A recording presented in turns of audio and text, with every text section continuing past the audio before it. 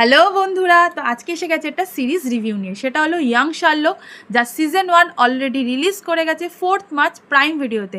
আশা করছি এতদিনে অনেকেই দেখে ফেলেছো, যারা এখনও পর্যন্ত দেখোনি তাদেরকে রেকমেন্ড করবো অবশ্যই দেখে আসো। যারা ডিটেকটিভ কাহিনী পছন্দ করো বা যারা শার্লক হোমসকে পছন্দ করো আমার মতো, তাদের অবশ্যই এই কাহিনীটা পছন্দ হবে। কারণ কাহিনীটা তৈরি হয়েছে শার্লক হোমসের ইয়াং বা টিনেজ এজটাকে নিয়ে, যখন তার মধ্যে সবে সবে ডিটেকটিভ ব্যাপারটা ফুটে উঠছে বা ডিটেকটিভ সে অল্প অল্প করে কেস সলভ করতে চাইছে, সেই টাইমের কাহিনীটাকে নিয়ে তৈরি করা হয়েছে এই প্লটটাকে। তো খুবই দারুণ পোর্ট্রে করা হয়েছে, খুবই দারুণ প্লট রাখা হয়েছে এবং প্রত্যেকটা এপিসোডের লাস্টে একটা করে টুইস্ট রাখা হয়েছে, যার জন্য তোমার মধ্যে একটা ইন্টারেস্ট ক্রিয়েট হবে, একটা ক্রেভিং বা একটা অবসেশন তৈরি হবে যে নেক্সট এপিসোডে কী হতে পারে। কিন্তু হ্যাঁ, একটা জিনিসে তোমরা খুব আশাহত হবে, যারা শার্লক হোমসের ভক্ত বা যারা শার্লক হোমসের ফ্যান, তারা এখানে ডক্টর ওয়াটসনকে তার সহকারী হিসেবে দেখতে পাবে না, বরঞ্চ তার বদলে দেখতে পাবে জেমস মরিয়ার্টিকে। হ্যাঁ, ঠিক শুনছো, জেমস মরিয়ার্টি, যে কিনা শার্লক হোমসের সবথেকে বড় শত্রু।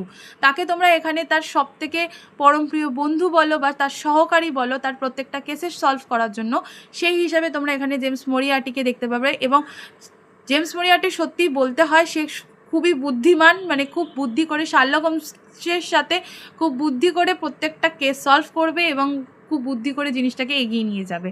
তো প্লটটা সত্যি তোমাদের খুব ভালো লাগবে। যারা শার্লক হোমসের ভক্ত তারা অবশ্যই গিয়ে দেখে আসো। আমার তো দেখা হয়ে গেছে, আমার খুবই ভালো লেগেছে। এটা আউট অফ 10 7.6 রেটিং আছে। যারা এখনও অবধি দেখোনি তারা দেখে আসো, প্রাইম ভিডিওতে এটা অ্যাভেলেবেল আছে। এখনের জন্য এতটুকুই, দেখা হবে আবার নেক্সট ভিডিওতে। টাটা।